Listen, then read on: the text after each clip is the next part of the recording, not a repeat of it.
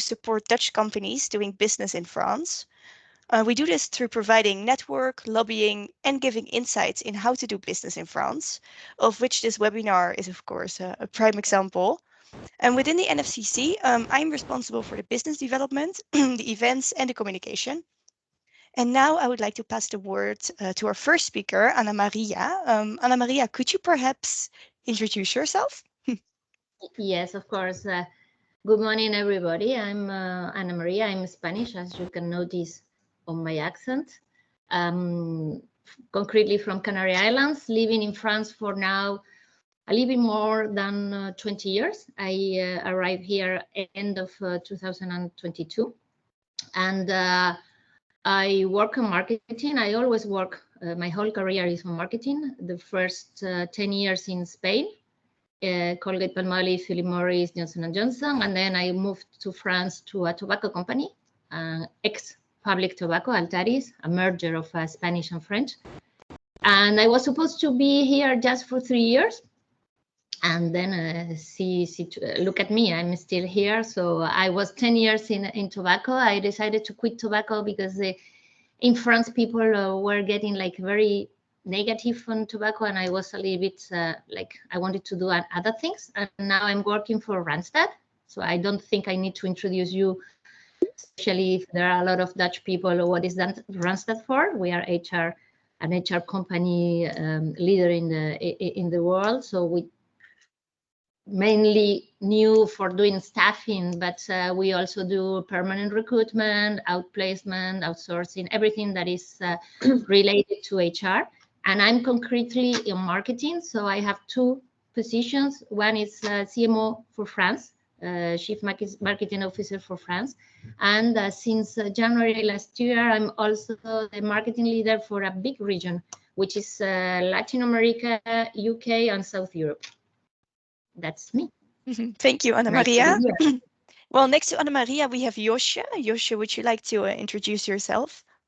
Yes, of course. So hi, everyone. My name is Josje.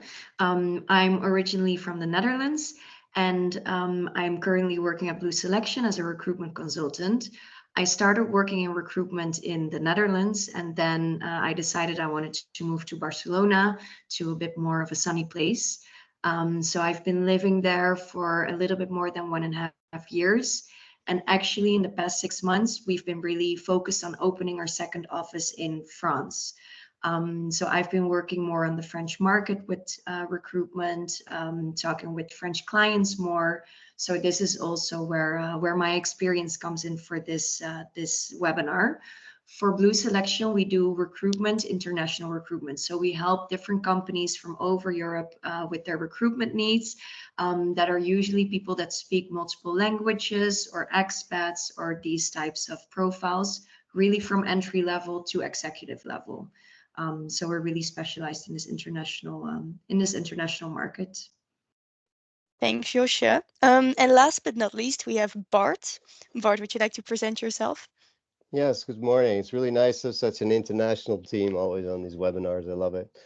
So my name's Bart. I've been living in France for more than 30 years. Over 20 years ago, I started Holland Bikes together with Rob Lemmerlein, another Dutch guy, and we were the first distributor of city bikes in France.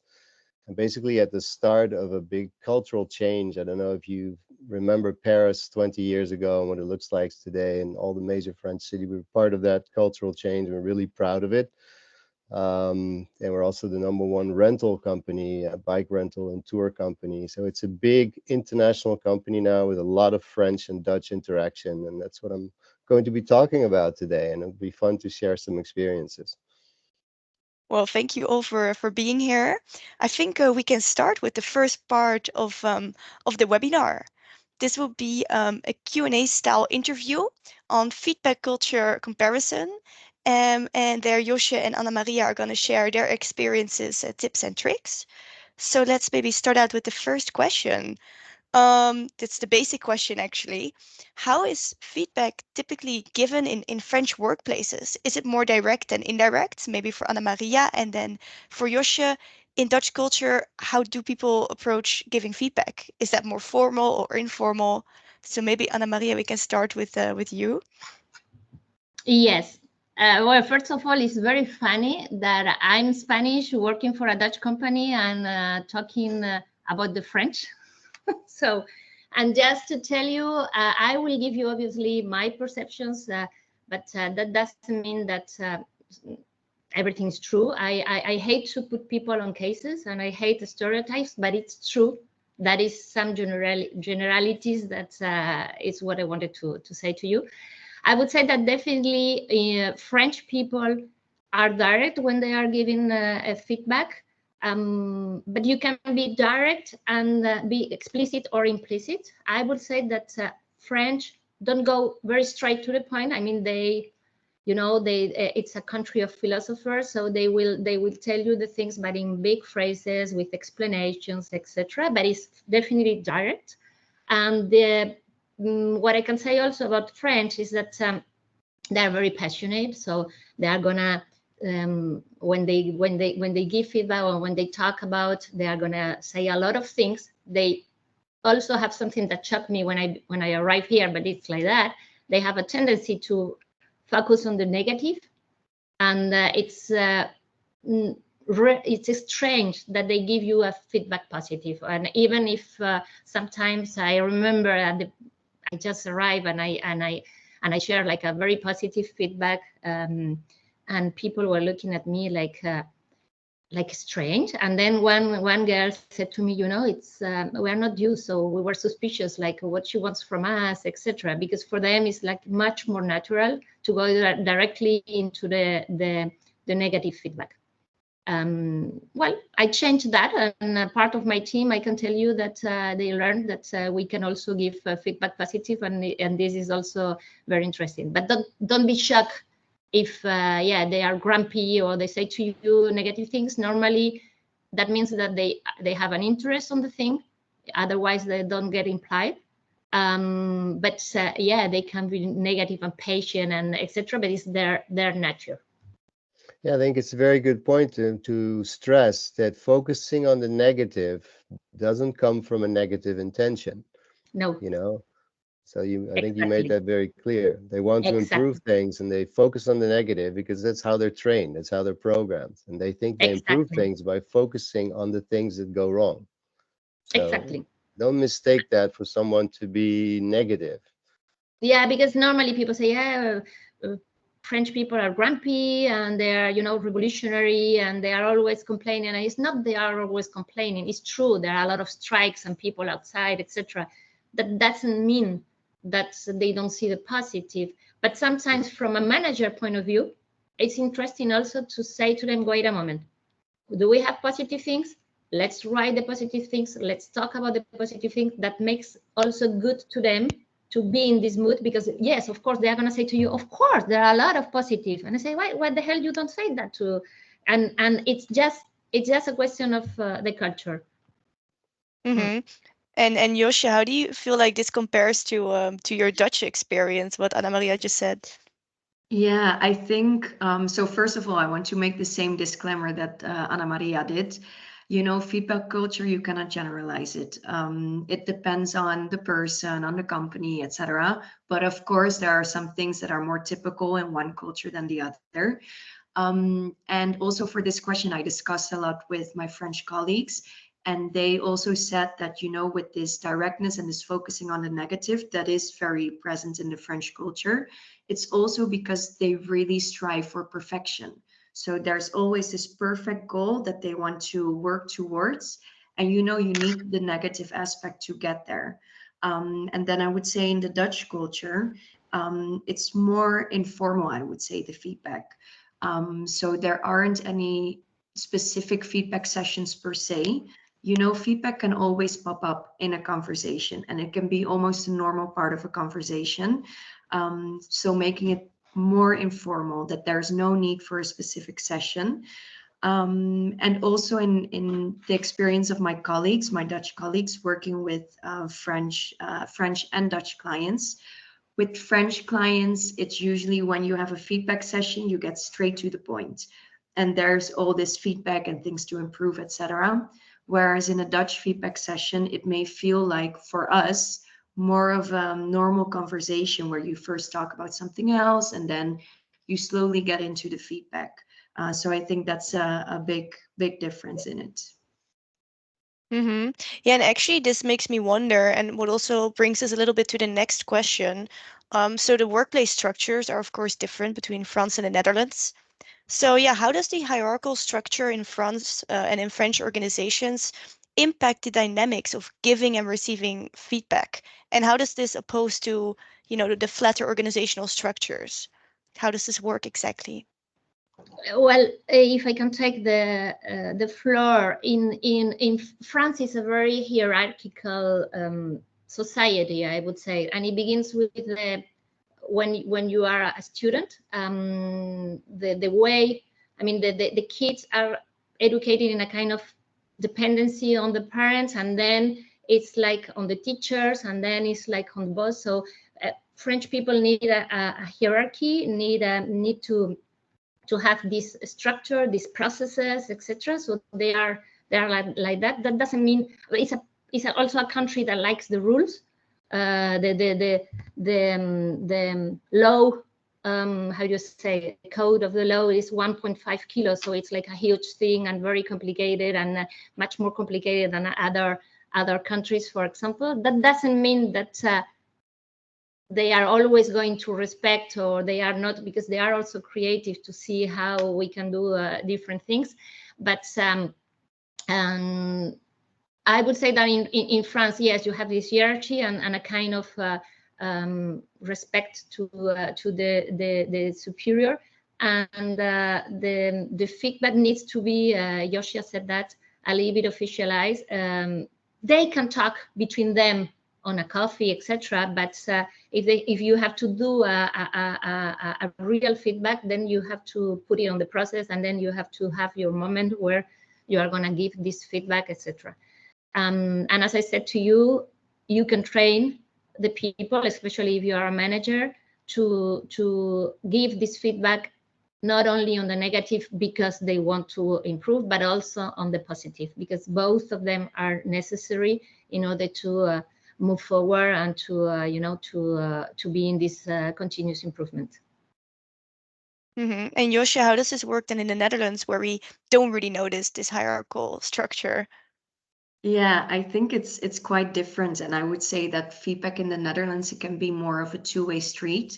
So it's a moment for a manager to provide feedback to their employee, but also for the employee to discuss this feedback, or maybe even provide feedback to the manager or the project in general. I think a big part of this is that in Dutch culture, assertiveness is really praised. So it's good to speak up, to share your thoughts, and maybe if you get feedback, to say, "Oh, but I saw it in this way, and this is my point of view, and how is that for you?" So it's more of a conversation, maybe a sharing of perspective. And yeah, also this providing feedback back to your manager on the project, it's not very uncommon, where I would say maybe it's more uncommon in France, as feedback is really also part of a very structured training plan. Like there are so many rules and structures into place. So that's different. And then I also asked one of my colleagues who is French, and she started working in the Netherlands. And for her experience, she was so surprised how direct the communication was between employees and their managers, and how really this assertiveness is appreciated in Dutch culture. So she felt that if her manager said, okay, do ABC, she would say, okay, yes, I'm going to do ABC. Whereas her Dutch colleagues would say, well, have you thought about D or E and F? And she really had to adjust to this culture. And I think also working with her manager, they needed a lot of communication, and just open communication of what one expects from the other, to make a good functioning relationship. And it took some time for her, but it worked. So it also shows this example that it's such a different cultural. Mm-hmm. Yeah, and coming back to what you said as well, Anna Maria, like you have these little, talks at the coffee machine where things are discussed as well. Brings me to the question actually, are there any specific like cultural nuances? Because, cultural differences are often hard to navigate because they're not always explicit, as we mentioned, that we need to know, let's say, as a Dutch person, about the French feedback culture that might not be immediately apparent as an outsider. Well, I think I already said that we don't have to be surprised that that feedback is not something very natural, and the first thing that normally French are gonna say is really a negative feedback. So we don't have to take that into consideration. As I said, I think there is also a lot of a big part on the education, and I was sharing the other day one anecdote that I have, for example, with my daughter. I have a daughter. Okay, she's very young. She's 10 years old, well, nearly 11. And the other day she came home and she was like completely on panic, because she had 19s and 20s, over 20 in all the things except in one thing, geography, where she has 15, 16. And she was like, well, what I'm going to do, etc. And I said, hey, you have to go and talk to this teacher and say, why for the rest of the things I'm studying the same way? Why for the rest of the things I'm getting 19 or 20 and not for this? And she was like, no, I can't. So, it's like, and I said, you don't want me to talk? No, of course, no. So it's like you need to follow some procedures, or you need to follow. So this is, some cultural nuance that is not exactly, that probably cannot, or you can feel it strange when you come from another country. I could say also the opposite of Joshua, me going to my first meeting, one of the first meetings in Netherlands. And at the beginning, everybody was talking like if they were friends, and it was really very, very nice and fantastic. The meeting began, and they were like, very, very, for me, it was like brutal or aggressive. And I was like, wow. So I tried to, do the things a little bit more smoothly. And they said, well, I don't understand. When I began to be exactly like that, like expressing the things very directly and explicit, so very short, we understood. And then the meeting ended, and everybody was friend again. And for me, I was not used to this. So I guess that is the same. I mean, when you come here in France, it's probably the opposite. It's not exactly like that. So people are gonna tell you, but are gonna tell you the things like more on a rounded part, probably from a Dutch. They could be frustrated not having people going straight to the point and a little bit more clear. So it would be nice also to say to friends now, but you can be clear. You can. One of the things I said also to my team, you have to dare. We can make mistakes. It's not a problem to make a mistake. Well, we don't have to make a mistake that costs us 100 millions of euros, but it's by testing things that we are continuously improving. And this is something that is not what they are used to do when they are at school. It's like you need to have your the maximum, and the thing of I have the right to have a mistake, and I have the right to be wrong, and then I'm going to correct that. So this is where the feedback arrives. It's not so common on the culture, but once again, I cannot globalize, because I guess that you have people that are not like that.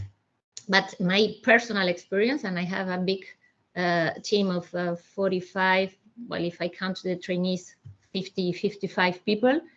When I said to them, yes, you can dare, they love that. They react like, you feel the non-verbal language, like, wow, this is good. So I think it's also something to get in mind, that if you allow them, they will go, and they love that. Yeah, Yoshi, what is your personal experience opposed to Anna's experiences? Yeah, so I think definitely like what Ana Maria explained about the French culture, that it's a lot of words, politeness. Maybe for Dutch people, it may come across as, being politically correct. And I also experienced this working more with French client, that a yes is not always a yes. It can actually mean a no. And I had to learn it the hard way. So now I've adjusted a bit more to this as well. And just to understand, okay, you have to read in between the lines and maybe ask questions from multiple perspectives, just to really understand if the yes is really a yes or if maybe it's a no. And then I think what you said about the Dutch culture, it's really true. It's more direct and more visible. So we can have a normal conversation and then, okay, now let's go to the order of the day. I think Dutch people are very goal oriented and everything has to happen yesterday and not tomorrow. So also in meetings and with feedback, I think this is really the case. And yeah, so it's two really different things where I think the French culture is way more focused on relationship building for the long term as well. And Dutch culture is more focused on, okay, these are the things we said we're going to do. So we're going to do this and that's it. So it's really a big difference. So if I'm understanding you correctly, you're saying that the feedback in a Dutch way, it's more practical, let's say, and the French feedback is more focused on as well keeping the relationship in good order. So yeah, it's definitely that the relationship, it's it's a big factor. And I think even with not discussing the feedback with your manager or not saying, well, I don't really think that's true, it's really part of this because French people don't want to come across as being impolite or being in the wrong. Whereas with Dutch people, it's really okay, we want to get to this goal. How do we get there fastest? Mm-hmm. No, exactly. Like, mm-hmm. Anna? If I can add, yeah, in France you can give the authorization to the people to give the feedback. For example, and that surprise also people. Sometimes I say to people when I'm doing appraisals for my team, I also said, and what do you think about me? And what are the things I didn't do right? And they are like, and I say, you can. I mean, you go ahead. I'm saying that to you, so you can. And then they will do it because, as I said to you, they love to discuss, they love to redo the world, etc., etc. So they will tell you. But yeah, the beginning is like here we say vous and not tu. So we in English you is you. So it's the vous voyez. I don't know how to say that in English. You give a certain kind of respect, or I don't know what. You shake the hand. In Spain, we give two kisses. Here, it's at the beginning when you don't know the person. It's like you shake the hand. So it's like this polite thing. It's very present. Yeah. Yeah, and that maybe brings us as well to the last question, because it makes me wonder after the things you shared, what would be a way for French and both Dutch when working together to kind of avoid these communicational risks with each other, or what could they learn from each other, or how could we create the best practices together based on both of these feedback cultures? I think what is important is to be authentic and to be transparent. And probably if we know that this difference exists, we can put them in front and say, well, for example, in my case, I know that in France we are perceived like that, but just keep in mind, and you Dutch, etc. But let's, feel or find a way to work together and to be able to say the things without with misinterpretation, etc. So for me, the best thing is to be to have empathy, to be authentic. And as I said to you, people are not stereotyped because we are more and more on a global world. And I would say that I have part of French, part of Spanish, but I work for American companies, so I have a lot of American way of working. So we need also, we need to be open, and we need to, when we don't understand something, not to take it personally, but to say, hey, wait a moment, when you say that, I perceive that, and then the other person can, the thing of the feedback is to be able to be open in the conversation and not to take things like personally, but more for improvement. Mm-hmm. Yeah, I also think that, in every team, be it existing of multiple cultures or not, it's so important to have an open culture and have an understanding that not everyone and not every culture is the same. So at first glance, maybe Dutch directness may clash with French politeness, and it may even come across, the assertiveness as being arrogant. But what's important here, I think, is to be open with each other and to create a framework that works really for both parties on how to work together, how to provide feedback, how to create strategies. I think really when managing multicultural teams, it's important to be explicit about your way of working and approach to feedback, for example. So there's no room for doubt or confusion on this. I really think in the end, diversity, it can bring so much positive things to teams and organizations as well. It enables people or maybe pushes people to open up, to listen to different perspectives, and to create new ways of working together.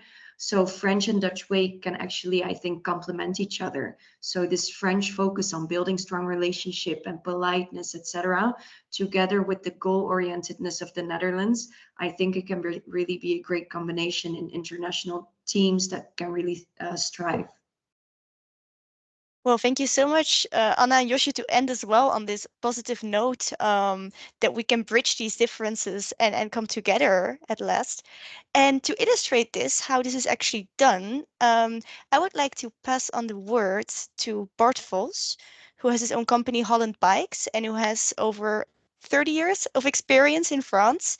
And in his presentation, he will actually illustrate a bit more how he managed to overcome these cultural differences in feedback and communication. So Bart, please take it away. Okay. Yeah, can you just put the first slide on, please?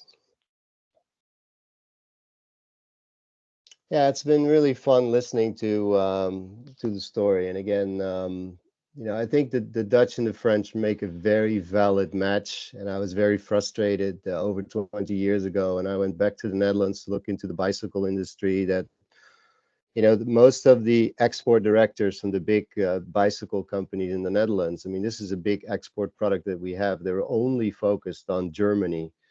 And that was amazing. I mean, France is the second economy of Europe. It is the fourth biggest bicycle market, much bigger than the Netherlands. And no one was focused on it. And their stereotypes, well, the French are, they're chauvinistic. They smell like garlic. They don't wash themselves. I'm like, are you kidding me? I mean, so I'm really glad we're having this discussion today. That we've grown up, and I think this is the case for most industries in the Netherlands. And there's really a lack of focus. And I usually tell the Dutch embassy that in Paris, there's a lack of focus from the Netherlands on France, because there's so much to be done in terms of cooperation both ways. And I think the Holland Bike story illustrates that quite well. So if you just put the next slide, please. So I'm first going to focus a little bit on the story to tell you what we've done. This has been a joint French and Dutch effort, and then talk to you about my French connection. I'm using the movie from the 70s to illustrate that. But so what have we done in Holland Bikes? We founded it in 2002. This is a time when no one in France was focusing on bicycle whatsoever. This was the time about SUVs, having big company cars, and the city like Paris was completely clogged up and congested. And we met with the mayor of Paris then, who started to develop the first 100 meters of bicycle path. And it took him several months to do that. So we knew it was going to be a very tough story, but our job has been to introduce the Dutch way of cycling and the Dutch cycling culture back into France, because make no mistake, it did exist at some point. But because France had such a strong automotive industry, it's been blown away completely, and we had to build it up again. So company's been quite successful in the last years. We got 18 fully owned points. We've got a lot of French partners, 300 distributors, international team of 50 employees. 80% is French, and the rest is Dutch and other nationalities. And we have training centers, and it's been a real fun cultural story, again, both ways, also from the French back to the Netherlands, and from Holland into France. So some of the things we've done, just go ahead, Nora, that we've introduced in France that has been quite fun, like the kids tandem. I mean, I can tell you so many stories about this, what this means from the parent and kids relationship, just riding on a thing like that. It's completely different. The child seats, when we started, the French were convinced that this was not allowed, that it was all forbidden. And I'll tell you a little bit about the French prohibition culture later. The cargo bike we introduced, the electric bike in 2006, electrification of bicycles, insurance, all the things that are now making this country ready for city biking. It's been a real fun to introduce that. So it's been innovation, and innovation, as you know, is a cultural thing. It's a human thing, and that innovation came from the interaction between the Dutch and the French. So to give you some of the complexity of the organization, we have 5 business units focused on distribution. We're doing tours and rentals, which is again is an international thing. We have our own network of bicycle stores in the B2C. We have web shop and logistics work, and then we have an e-bike service center. So these 5 business units cooperate. So there's cross-divisional cooperation, but there's obviously also cross-cultural cooperation. Go ahead. And then we are the number one rental company in the country. And again, we're not doing that alone. We're doing that with partners like the Marriott, like Balambra. These are big American organizations, but also French vacation organizations that came to us and said, okay, we want you to install the bicycle culture inside our parks. You probably all know Center Parks, you know, the old Sporthuis Centrum from the Netherlands. They introduced that into France, coming with big bicycle parks, and it's been real fun watching the French, you know, wobbling on their bikes on these parks, and that's completely changed the way people think about biking as well. So go ahead. So just to round it off, again, it's been very positive cooperation, working between the French and the Dutch. And so in 2012, 10 years after we founded the company, we were awarded the Prix Napoleon, which is the first prize of the best Franco-Dutch company. Got it again in 2019, and only a few months ago, the NFCC, I think we got it from Anouk, handed us the award for again being best Franco-Dutch company. So we're really proud of that. And again, this is a people story, and that's why I wanted to talk to you a little bit about, you know, how do we do that? What are the key success factors behind working together and making a business cross border successful? So again, is first thing is to understand cultural challenges and opportunities. And obviously when you do that, you can only speak about yourself. So I put my own lifeline down, and my French journey started at the age of 8. I really fell in love with this country in the Ardèche. I mean, it's obviously impossible not to fall in love with France when you're in the Ardèche. It's one of the most beautiful places in the world. And then when I was 10 years old, my parents took me to Paris. And this is a true story. In front of the Notre Dame in the center of Paris, there is a stone. And our Dutch guide told me, 10 years old again, if you step on that stone, you will fall in love with the city of Paris and you will never leave. So I was an arrogant young kid. I stood on that stone for more than 10 seconds, and I swear on the life of my children, when I was 18 years old, I only wanted one thing. I wanted to go to Paris. So I kept nagging my parents. They allowed me to go. I had a scholarship at the American University, and that completely changed my life. It's a school with 30 nationalities, and when you speak about cultural shock and challenges and clashes, that's where it started. And my life since has been an international journey, not only in France but also in many other countries. I did the International Master Exchange Program at the Rotterdam School of Management. I went to the French Business School, I should say, which I didn't know then, but it turned out to be the best school that they have. I started working for General Motors on transfer of technology, which is again a cultural thing. It's exchanging knowledge between different countries and companies. At Arthur D. Little, I was very much involved at post-merger integration, which is a very classic term when two companies merge, French company buying a Dutch company or a Dutch company buying a French company. Now they have to start to work together. And you have many funny anecdotes there. KLM, Air France, for instance, the French telecom company Orange, who bought software developers smoking hash in Amsterdam. And it was just really funny to make these people work together, define processes, and come to understanding. And so at the age of 32, together with Rob, we started Holland Bikes, and that's been more than 22 years ago now, and it's been a real fun story. So if we just focus on the French, but I think this applies, and Anna, you just said it. My conclusion, traveling the world, working with different companies, is that, and I'm really sorry to say it, but we are all the same. Once you cut the language barrier, once you break through the language barrier, we are really all the same. And it was funny. I took my kids to a scientific exhibition 2 weeks ago, and there was a biology professor there, and he told us about DNA sequencing. And DNA sequencing has demonstrated that our age-old racial view of humans, like there are different human races, is completely wrong. He explained that the difference between a black person and a white person is only 0.01% in the DNA sequence. And that 0.01% is only related to the pigmentation of the skin. So we are really all the same, and you realize that when you work with people. So why are the French? We've been talking about it for so long this morning. Why are the French more reserved than the Dutch? Well, it's simply because this is the country that is the country of the 1001 prohibitions. I mean, I remember coming here 18 years old with my football. I wanted to play on the Esplanade des Invalides. I wanted to play at the Champ de Mars. So you roll the ball in the first 4 seconds, beep, you're not allowed to play on the grass.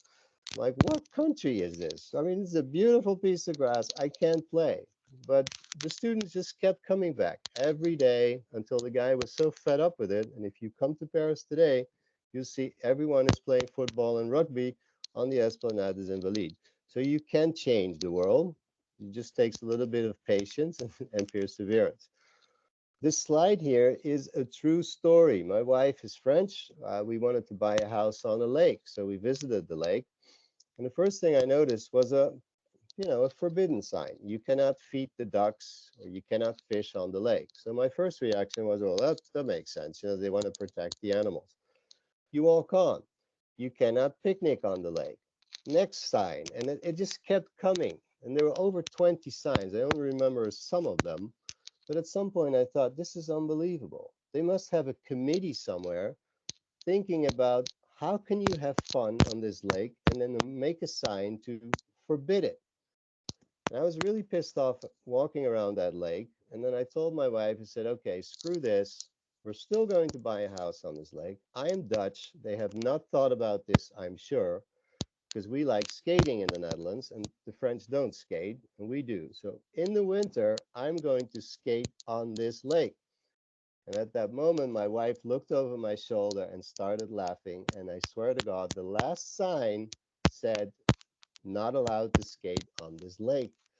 So they thought of everything that is forbidden. And as we said, I mean, this is the big clash between Holland and France. I mean, Holland's been traditionally the most free part of the world. I mean, the Renaissance started in Italy, but it was published in the Netherlands, as you know. Galilei had to abdicate from his ideas, but his ideas were published in the Netherlands and spread around the world.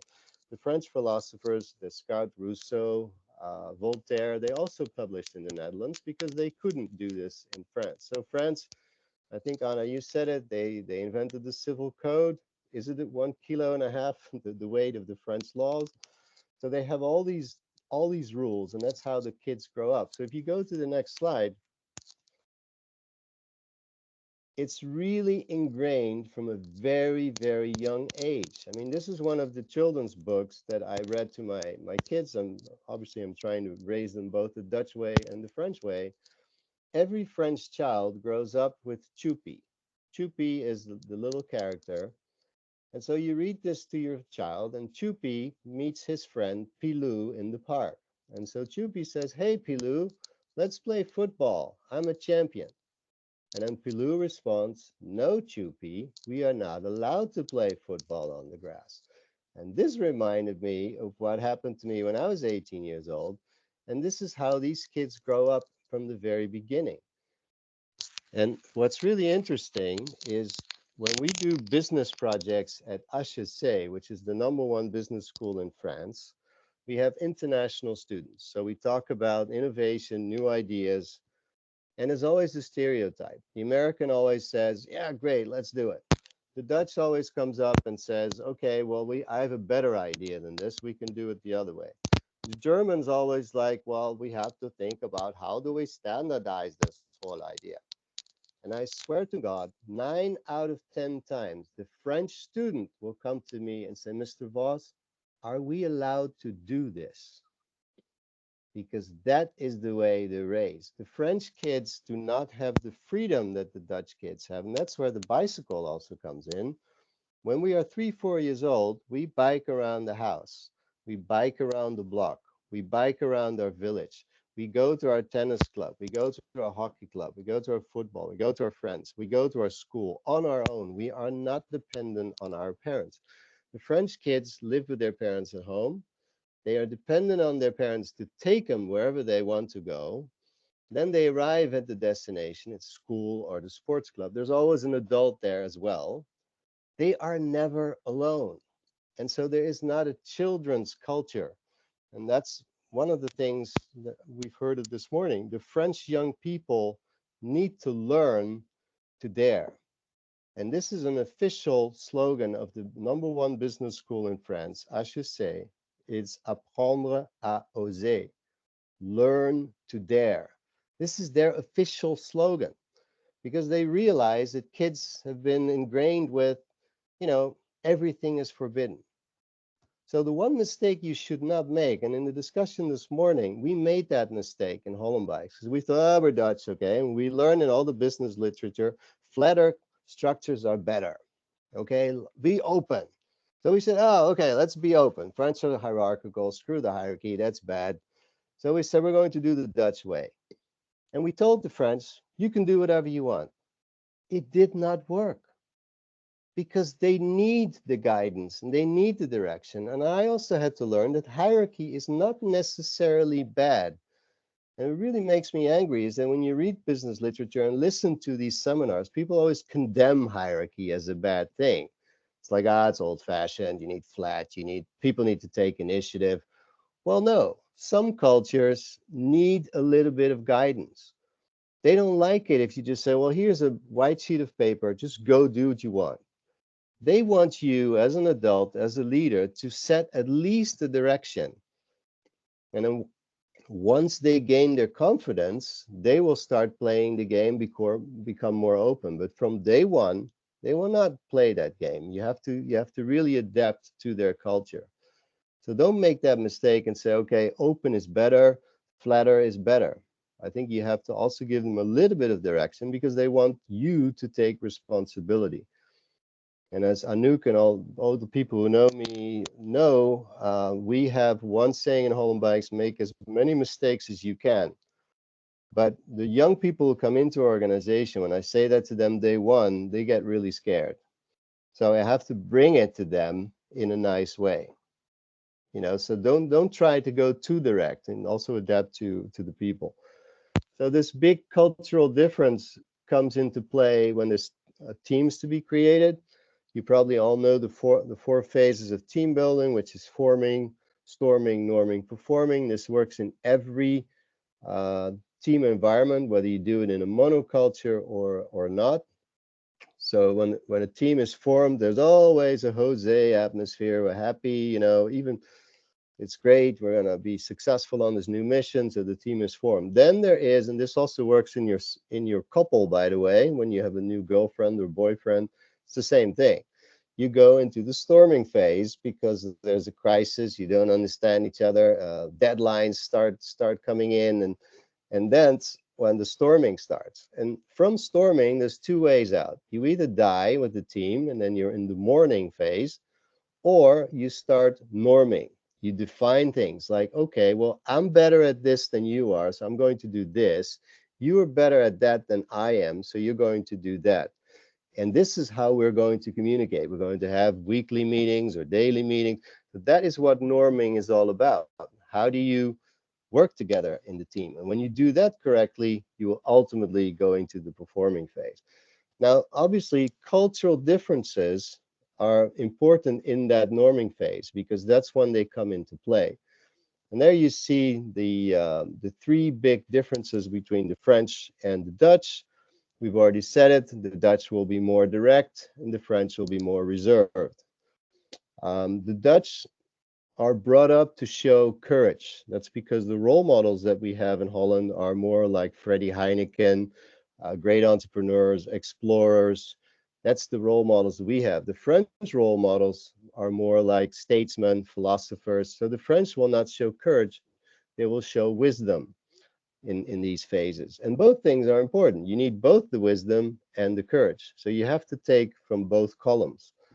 And thirdly, the Dutch will be focusing much more on the matter and the French much more on the man. And there again, business literature is very much driven by American philosophy. They will say, well, you always have to be hard on the matter, soft on the man. I've learned in French that, hard on the man is also good because, and men obviously being meaning both man and woman, it is working together and focusing on that relationship that makes the French very strong. Our business relationships with the French companies are much stronger, much longer lasting than with the Dutch. The French are very keen on keeping relationships developed. So once you have the thing locked in. And I mean, it's a little simple anecdote. In Holland, we drink coffee together. Neighbors come together drinking coffee. That doesn't take a big investment. A French person will invite you for dinner. They spend half the day preparing that meal, and it is a big thing. Inviting in France, I always say, well, let's get some pizza. My wife always gets really angry with me when I do that because that is a lack of respect for your guests. You have to spend time on preparing that meal and making sure it's a better meal than a high-end chef. And that's the way they are brought up. And so I say they're much more respectful towards relationships than the Dutch. And and it's nurturing those two differences that makes it a strong team. Are we still on time? Yes. I think right now, after what you gave us in your presentation, I can imagine that people have questions for you or for Anna or for Josje, or maybe their own 2 cents to add. So I propose to open the floor for the discussion right now. And I would like to ask you if you could raise your hand if you have a question, so I can give you the turn. And I wanted to start actually with Joff. You have already shared something in the chat. Would you mind elaborating on that again in front of the group? Yes, hello everyone. I'm a colleague of Josje, and I just wrote a message. I'm not too sure if everyone can see it in the chat, but the point I was making is, in my experience of working with Dutch people, and obviously I'm French. I never lived in or I never worked in France, so I've been working with Dutch people abroad, where I was a foreigner and they were foreigners, and my experience was a lot that French people tend to overinterpret the message because they put they interpret the tone of the message as part of the message, whereas most direct cultures like Dutchies and Americans particularly, the tone is not the message. The tone is the envelope. The message is in the envelope, not the envelope itself. I think once you've taken that into consideration, you judge the statements, the discussions, the exchanges with a very different approach. In my case, it has helped me big time. One day, a Dutch friend told me that, a Dutch friend who is also married to a French girl. He explained me this nuance, and it was like an enlightening revelation for me. Yes, indeed. I think that's a very valid point to make as well, that it's often also about how you say something and not only what you say. I saw that Helga also has a question. Helga, would you like to share it? Yes, thank you. It's specifically for Bart Vos for Holland Bikes. In France, it's also known that the institutions, they have a lot of power, and it's not always easy to, as a private company, to work together. and you have to consider them as well in the hierarchy system. And I'm very interested in the cycling tourism, and I know that there's lots of things to do, and there's a lot of money involved as well. And I would like to ask you, as a professional, how you see how could we open up that in France in the tourism, that the institutions are going to work together more with private companies, because sometimes it's a big struggle. They have their own opinions. They don't know. It's not even cultural with us. It's cultural within France. So it's my question for you. How do you see, what kind of tools would that be needed, or what kind of tools did you use, for example, to work together with the institutions? When you say institutions, you mean local communities, the government? Is that what you mean with institutions? Yeah, it's the government, but it's also the local institutions. It's the mayors. It's a lot of things with political reasons behind it, and that makes it sometimes difficult to develop private companies in local places, especially in the countryside. But I live near Lyon. It's the same. It's everywhere the same. Yeah, well, Lyon is a great example. I mean, we were in Lyon in 2007, from 2007 to 2014, and that was a big failure because Lyon started the free floating bicycles with the Vélove. So you could take a bike, ride around the city, put it somewhere else, and then it was adopted in Paris many years later as the Vélib, and then it became known to the world. But Lyon really invented this. So we thought, hey, Lyon is ready for bicycles. We opened our first store, but we completely misread it. That the government, the local government in Lyon, the mayor, Monsieur Collomb, he was an old-fashioned anti-bicycle person, and so there's absolutely no drive from the local government in Lyon to promote biking, and so we failed, and many of our competitors also failed. Now there's a different wind in Lyon. There's a completely different attitude with Fabien Bagnon, who's the number 2 in Lyon, who's been to Holland many times. Also the Netherlands Business Support Office, and I think Anouk with the NFCC are also involved in that, has been taking politicians from Lyon to the Netherlands, and now they're so proud that they've installed their first rond-point à la hollandaise, so the first roundabout, the Dutch roundabout. And we've just reopened our store right across from the Hôtel Dieu, which is the monument in the center of Lyon. We've been, the opening, we had 40 journalists, which is amazing for a bicycle store. The local, the number 2 of Lyon was there. We've got a partnership with the parking institution, which is also run by the mairie. So yes, it's very dependent on, but our philosophy is the institution should create the context and the infrastructure for bicycling. The private companies like ours should run the place, never mix it. So we never get into, they would also in the beginning, they would ask for, okay, we're going to do a tender offer, and then you supply us 5,000 bicycles, and we're going to spread that to the population. We tried it in the very beginning. That is a loss-making proposition.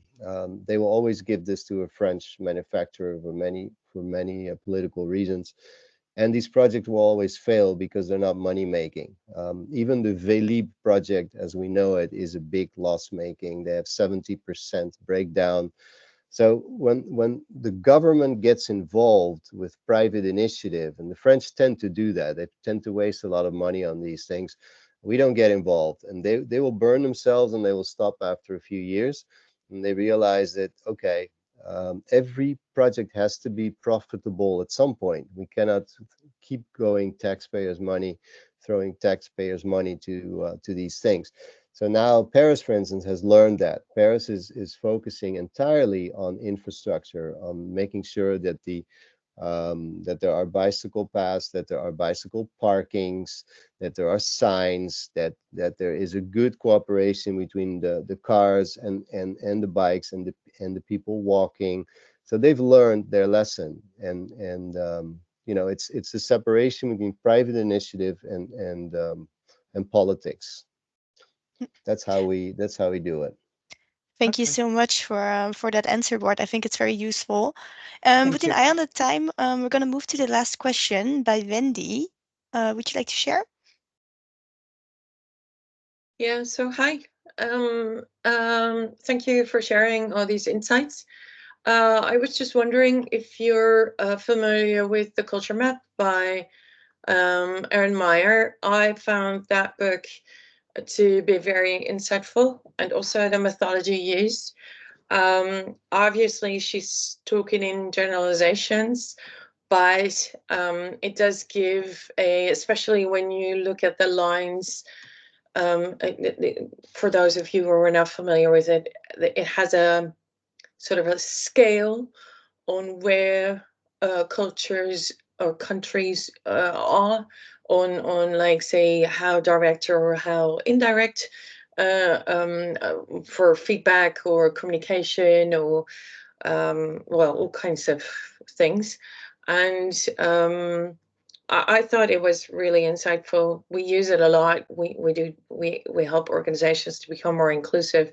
So the culture map definitely is one of the things that we like to use. And yes, there are differences per region. I as a Dutchie, I recognize that. I mean, you can't pile everybody into one, you know, huge generalization, but I do feel that a little bit of that insight really goes a long way. And we've had great results by training people on this topic. So for those of you who want to, you know, get a little bit more insights on this topic, this webinar was very insightful. Thank you again.